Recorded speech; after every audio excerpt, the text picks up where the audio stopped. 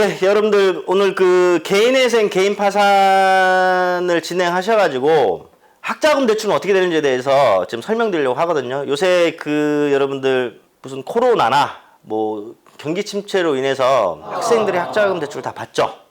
그죠? 근데 학자금 대출 다 받는데 여성분들은 20대 중반이 되실 것이고 남성분들은 20대 후반이나 30대 초반에 이제 막 사회에 나오셨는데 뭐 막 취업을 하고도 또 실직을 하시거나 뭐 이제 여러 가지 이유 때문에 채무가 힘드셔서 개인 회생이나 개인 파산을 준비하시게 되는 분들이 학교 다닐 때 이 학자금 대출에 대해서 굉장히 궁금해 하십니다. 그래서 이 제목에 따라서 제가 지금 이 한 유튜브를 촬영하게 된 거거든요. 근데 제가 설명을 드리면 그 제가 요새 20대 분들한테 상담을 굉장히 많이 받습니다. 그 20대 분들이 주로 이제 채무가 발생된 경위는 참 우리나라가 이 신용카드나 렌탈 리스가 이 발달이 많이 돼 있고 막 이러다 보니까 조금 20대 분들의 채무는 좀 과소비가 좀 많더라고요.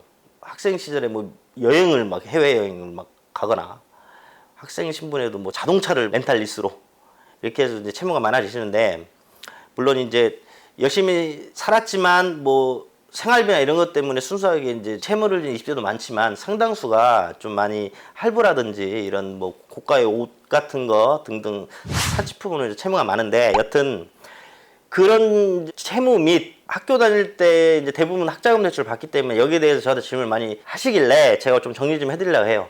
여러분들 학자금 대출은 크게 세 가지가 있죠. 하나는 일반 상한 학자금 대출이 있습니다. 이 일반 상한 학자금 대출은 학자금 대출을 받아서 1년 거치면 1년 거치, 2년 거치면 2년 거치에 이자만 납입하다가 1년이고 2년 있다가 이제 원리금을 상환하는 방식의 학자금 대출이고요. 두 번째, 취업 후 상한 학자금 대출이 있죠. 쉽게 얘기해서 학교 다닐 때는 내가 일정 소득이 발생하지 않을 때는 이게 원리금을 납부하지 않지만 내가 취업을 해서 소득이 발생하게 되면 이제 그 원리금을 이제 갚는 대출을 얘기합니다.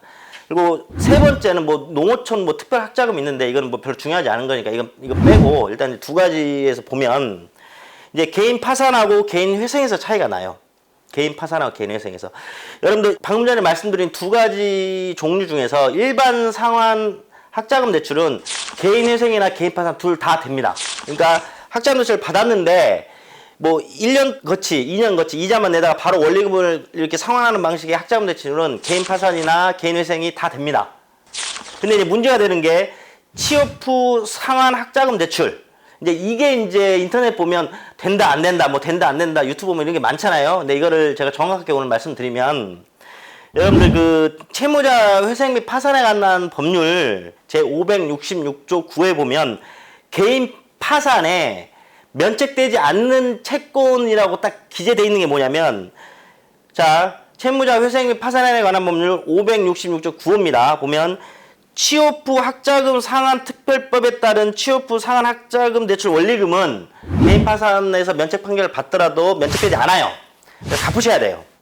근데 개인 회생은 이 취업 후 학자금 상환 특별법에 따른 학자금 대출에 대해서는 규정되어 있지 않습니다.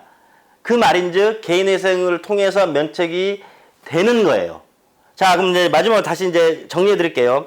학자금 대출은 크게 두 가지로 나눠지는데 첫 번째 일반 상환 학자금 대출 1년 거치 2년 거치 이자 내다가 원리금 납부하는 거 이거는 개인 회생 개인 파산 다 됩니다. 두 번째 취업 후 상환 학자금 대출 이거는 개인 파산은 안 돼요. 하지만 개인 회생은 됩니다. 이렇게 알고 계시면 정확합니다.